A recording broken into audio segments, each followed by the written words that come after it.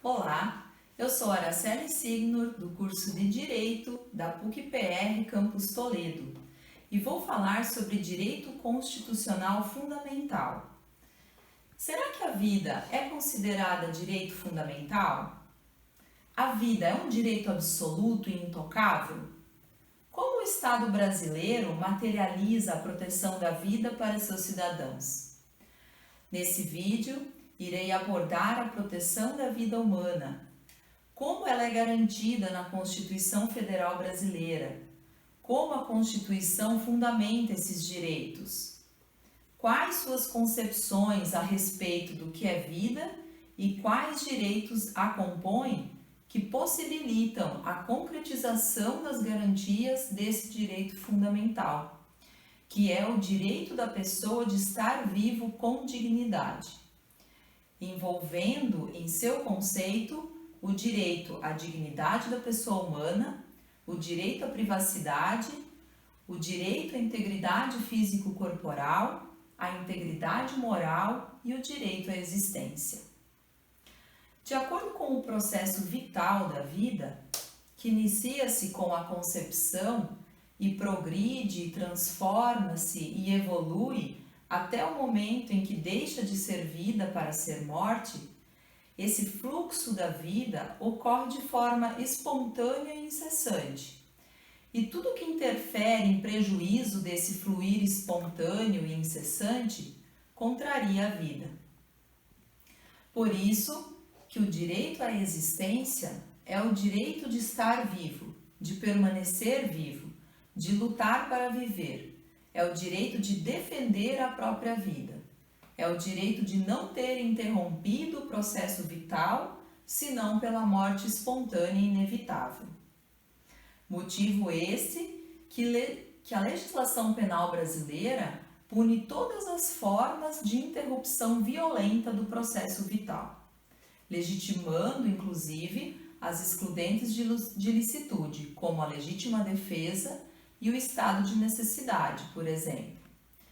O direito penal também condena as lesões corporais, porque agredir o corpo é uma maneira de agredir a vida, porque a vida reside no corpo. Então, a integridade física também constitui direito fundamental do indivíduo, e a Constituição foi expressa em assegurar o direito à integridade física e moral dos presos. Em seu artigo 5º, inciso 49, é assegurado aos presos o respeito à integridade física e moral. Porque mesmo as constituições anteriores consignarem esse direito, como a Constituição de 1824, que suprimia os açoites, a tortura, a marca de ferro quente e todas as demais penas cruéis, essas previsões constitucionais não tinham muita eficácia e, comumente, os presos passavam por várias formas de agressões para que confessassem delitos. Historicamente, temos muitas referências de casos de torturas e tratamento desumano. E mesmo em tempos recentes, podemos verificar essa forma de tratamento às pessoas presas, como nos relatos das vítimas das torturas vivenciadas no período da ditadura militar. Por isso, a Constituição de 88 declara de forma expressa, em seu artigo 5º, inciso 3º, que ninguém será submetido a tortura ou a tratamento desumano ou degradante. E para garantir a eficácia da norma constitucional, além das penas estipuladas no direito penal, a Carta Magna determina garantias como o dever de comunicar imediatamente ao juiz competente e à família ou pessoa indicada a prisão de qualquer pessoa e o local onde se encontra. O dever da autoridade policial de comunicar ao preso seus direitos, como o direito de permanecer calado, por exemplo. Ter assegurada a assistência da família e do advogado. O direito do preso à identificação dos responsáveis por sua prisão e interrogatório policial. Ainda podemos citar também a súmula vinculante 11 do Supremo Tribunal Federal, que diz que só é lícito o uso de algemas em casos de resistência e de fundado receio de fuga ou de perigo à integridade física própria ou alheia por parte do preso ou de terceiros, justificada a excepcionalidade por escrito, sob pena de responsabilidade disciplinar, civil e penal do agente e da autoridade, e de nulidade da prisão ou do ato processual a que se refere, sem prejuízo da responsabilidade civil do Estado. Como justifica o ministro Marco Aurélio na súmula 11 sobre o uso de algemas? Deve ser levado em conta o princípio da não culpabilidade e também ao fato de que as pessoas leigas do júri, ao ver o indivíduo algemado, julgar sugestionadamente tratar-se de criminoso da mais alta periculosidade. Por isso, a tortura é expressamente proibida no Brasil. Ainda em relação à integridade física, a vida, como outros direitos fundamentais, não pode ser alienável.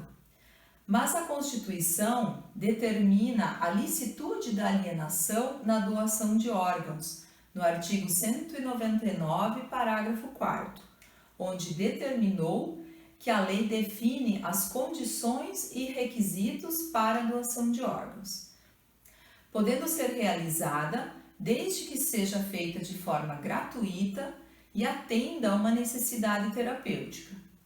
A lei que regulamenta tal assunto é a Lei 9.434, de 4 de fevereiro de 1997, regulamentada pelo Decreto 2.268, de 30 de junho de 1997, que instituiu o Sistema Nacional de Transplantes.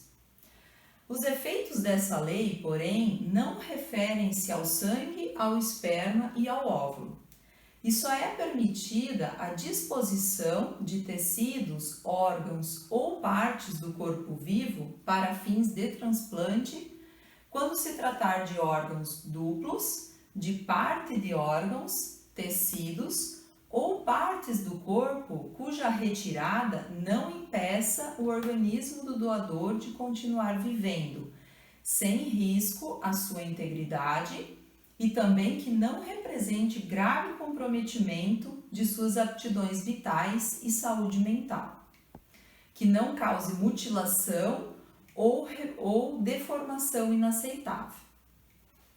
A Lei 9.434 foi modificada pela Lei 10.211, de 23 de março de 2001, que definiu sobre a disposição pós-mortem de tecidos, órgãos e partes do corpo de uma pessoa, podendo ser realizada, então, para fins de transplante, desde que autorizada pelo cônjuge ou parente maior de idade, obedecida a linha sucessória reta ou colateral até o 2º grau, sendo que essa autorização deve ser firmada em documento e assinada também por 2 testemunhas presentes à verificação da morte. Essa autorização pode ser concedida mesmo que o falecido tenha expressado em documento oficial, como carteira de identidade ou carteira nacional de habilitação, não ser doador de órgãos e tecidos. Ou seja, a decisão de doar órgãos de pessoa falecida ficará a critério de cônjuge ou parente, mesmo que a vontade do falecido tenha sido declarada contrária à doação, irá prevalecer a decisão do cônjuge ou familiar.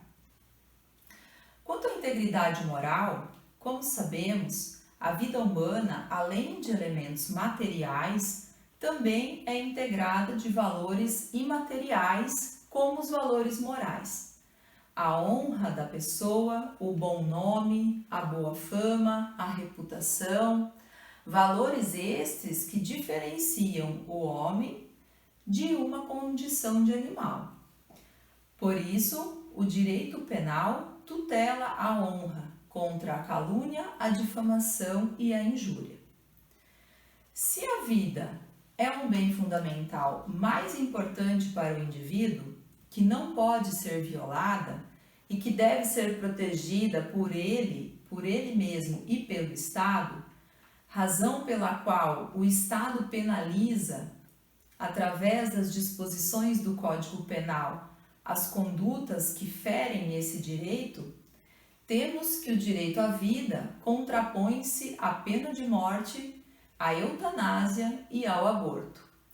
Pois seria incoerente a Constituição assegurar o direito à vida e permitir a pena de morte, sendo que a pena de morte só é admitida em caso de guerra declarada, como cita o artigo 5º, inciso 47, a linha A. Assim, também segue o raciocínio da eutanásia, ou homicídio piedoso, como é conhecido, que consiste em uma pessoa provocar a morte de outra pessoa, por estar essa outra pessoa em estado de sofrimento devido às consequências de uma doença tida como incurável ou muito penosa ou tormentosa. Assim, mesmo que haja desinteresse do indivíduo pela própria vida, seu consentimento não exclui o caráter delituoso da eutanásia, por ser esta uma forma não espontânea de interrupção do processo vital. Também temos o mesmo pressuposto para falarmos do aborto. Se a vida é bem supremo, garantido pela Constituição, assim como o direito à existência, é que a Constituição não admite o aborto, sendo justificado o ato somente em casos de necessidade para salvar a vida da mãe, em casos de estupro por ser resultado de uma violência e em casos de fetos anencéfalos, que por serem estes desprovidos de cérebro, órgão vital para a existência da vida humana, não têm expectativa de vida e, portanto, não têm proteção jurídica, principalmente a proteção jurídico-penal. Como diz o ministro Marco Aurélio, referindo-se à gestação de feto anencéfalo, a vida é um bem a ser preservado a qualquer custo, mas quando a vida se torna inviável, não é justo condenar a mãe a meses de sofrimento, de angústia e de desespero. Portanto, podemos concluir que a vida é um direito fundamental da pessoa, e não somente de ter vida, mas vida digna. A vida é o maior de todos os direitos e razão de ser de todos os direitos para a Constituição Federal Brasileira, sendo um dever do Estado brasileiro proteger a vida em toda a sua abrangência, ou seja, através de proteção física, moral, intelectual e quantas formas mais estiver sendo violada, utilizando principalmente o direito penal para a concretização da sua proteção. Contudo, a vida não é um direito absoluto e intocável no ordenamento jurídico brasileiro, visto que podem haver situações pré-determinadas onde interromper a vida não será uma ofensa a um direito fundamental.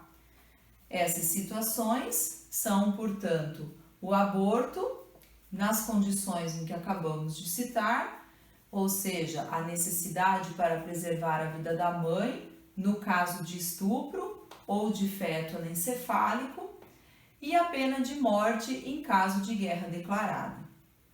É dessa forma que podemos interpretar a Constituição Federal de 88 no tocante ao direito à vida.